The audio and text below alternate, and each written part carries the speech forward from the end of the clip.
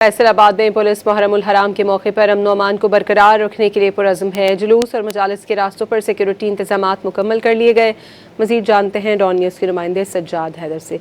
जी Sajjad, security के कैसे इंतजामात देख रहे हैं आप वहाँ?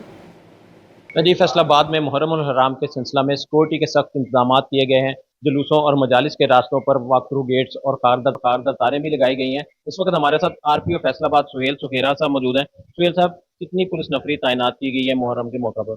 जी भाई, तकरीबन 15,000 के करीब हमारी पुलिस फोर्स डिप्लॉयड है। और इस दफ़ा जो अहले तशी कम्युनिटी है उन्होंने बड़ा हमारे साथ ताउन किया है। पहले तकरीबन 4,000 के करीब 4200 के करीब वॉलंटियर्स होते थे, तो अब अल्हम्दुलिल्लाह ये तादाद बढ़ के 9,000 पे आ गई है। और इनको हम लोगों ने ट्रेनिंग दी है। और नया जो एक चीज़ ऐड की गई है उसमें हम लोगों ने फोल्डिंग एंट्री पॉइंट्स पे इंट्रोड्यूस की है, जिसमें से लोग चैनलाइज होकर गुजरेंगे और हैंड फ्रिस्किंग बड़ी आसान हो जाएगी। बिल्कुल, जुलूस और मजालिस के रास्तों पर फूल प्रूफ इंतजाम भी किए गए हैं और शहर अंगेजी फैलाने वालों के खिलाफ इस बार कानून दोबारा से मुतहरक होता हुआ नजर आएगा। जी।